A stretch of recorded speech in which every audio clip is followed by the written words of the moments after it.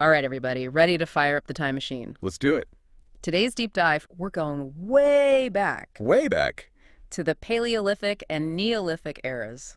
OG eras. We're talking human conflict and cooperation, like way before recorded history, right? Yeah, we're going to be digging into your notes on the very foundations of, I guess, like human behavior, these primal instincts that we have to, sometimes we work together and We don't. sometimes we don't. It's like the age-old question, are we hardwired for harmony or are we hardwired to like, I don't know, fight over a parking spot? Yeah, exactly. It's fascinating stuff. What's interesting is that, like, even before written language existed, humans were forming these complex societies and grappling with these very tensions, right? So we're talking about more than cavemen duking it out over the last piece of mammoth. Oh, absolutely. This goes way deeper than that. Yeah. We're going to be talking about survival strategies that allowed early humans to thrive in a world that was, let's be honest, pretty scary and full of uncertainty. Definitely. So our source material starts with this idea that humans are by nature social creatures.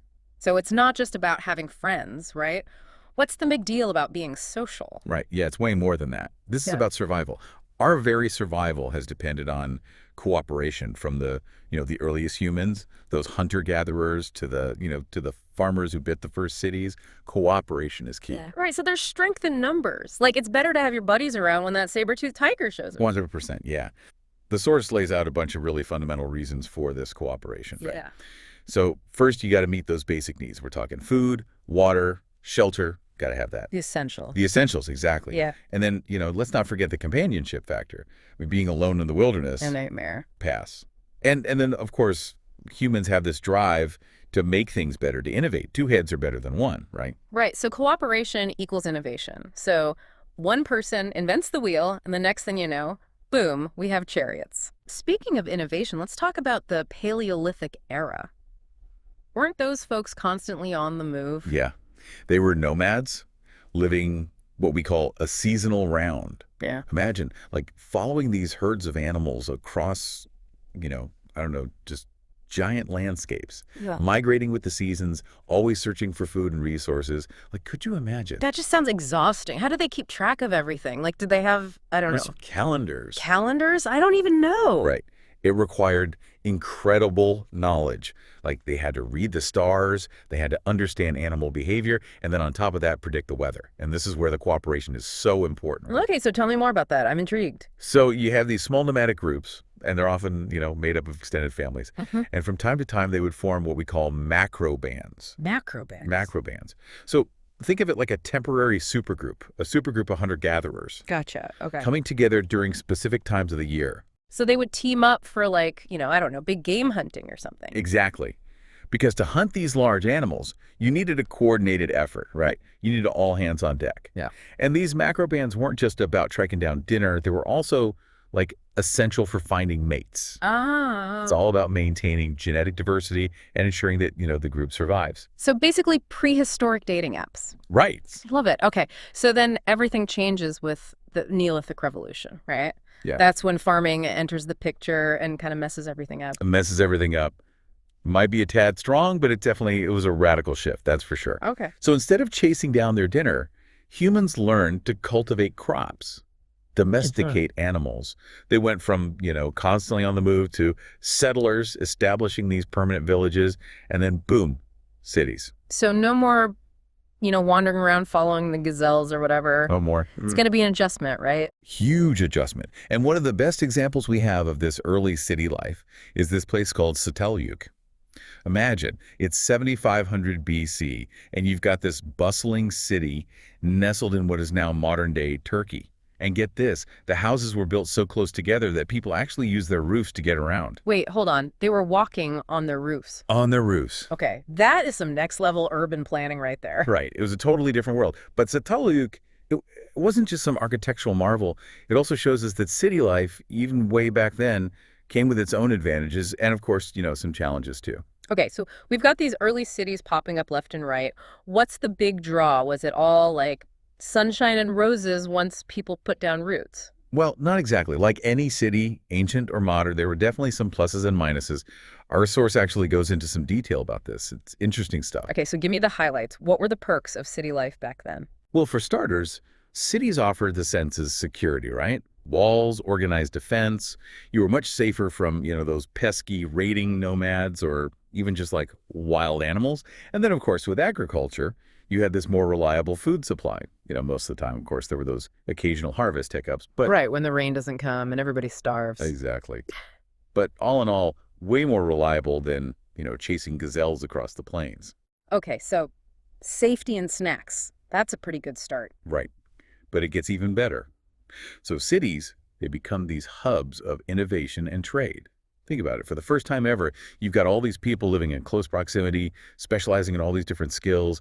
You've got artisans, merchants, religious leaders. It's like this whole explosion of human ingenuity. Right. So instead of everybody just scrambling to find their next meal, you've got people, developing pottery, metalworking, maybe even early forms of government and religion. Exactly. It's like the birth of civilization as we know it. But of course, it's not all, sunshine and rainbows. Uh-oh, here come the downsides. Right. So alongside these amazing advancements, you also see some, well, new problems popping up. Of course. Our source really highlights things like disease, Makes sense. inequality, even environmental damage. Remember, this is way before, like, modern sanitation or, responsible waste disposal. Right. Life in these early cities, it could be pretty rough. So much for those rose-colored glasses. Right.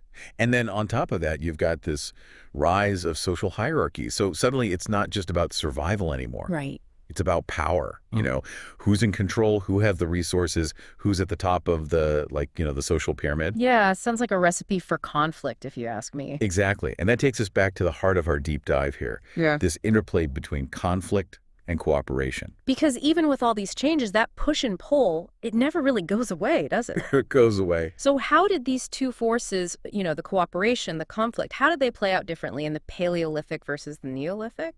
Well, I think you can boil it down to the scale and complexity of human interaction. Think back to those Paleolithic macro bands we talked about. Okay. Their cooperation, it was absolutely essential for survival, right? I mean, they shared resources, they migrated together, they even intermarried to, keep the gene pool nice and diverse. Right. Like, hey, you want some of my mammoth? You can have some if you promise not to, like, run off with my partner. Exactly. But of course, even then, there was competition. Groups had to defend their hunting grounds, their water sources, whatever resources they relied on. So it was cooperation out of necessity, but also a little bit of like, don't mess with my stuff thrown in for good measure. Exactly. Now, fast forward to the Neolithic.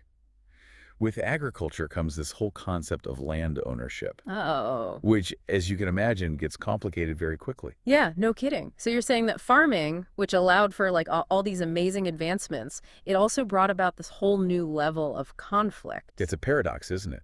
As societies become more complex, so do their conflicts. Fascinating. And then you add in those social hierarchies we talk about, and, well, you've got a perfect storm for disputes over land, resources, even political power. Right. So instead of just worrying about where your next meal is coming from, you're now worried about your neighbor, encroaching on your property line or something. Exactly. Or who gets to be in charge, right? And this whole tension between working together and, well, not working together, it continues as city-states evolve into empires. Okay, empires, that's a whole other level. Did they, like, conquer their way to the top, or did they cooperate? That is a great question. And the answer, as always, is a little bit of both. Yeah. Take the Phoenicians, for example. They were masters of maritime trade, connecting these vast distances across the Mediterranean Sea.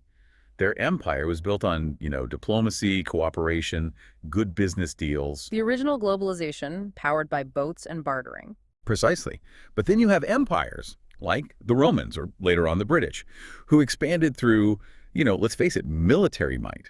Conquering new territories was just a way to acquire resources, to project power, to spread their culture, often at the expense of others. So it seems like there's no easy answer when it comes to empires, right? It's always this mix of cooperation, conflict, a little bit of column A, a little bit of column B. It makes you wonder, is this tug of war between collaboration and competition, is that just like the human story? Are we doomed to just repeat these patterns over and over again? That is the million-dollar question, isn't it? And our source actually ends on a really thought-provoking note. They pose this scenario, this kind of like choose your own adventure for history buffs to really drive this point home. Okay, I am intrigued. Let's play. All right, so Picture this. Yeah. You are living in this bustling city-state, maybe somewhere in ancient Mesopotamia. Okay. You've got your farmers, your artisans, your merchants, like the whole shebang. That's pretty nice. Life is good, right?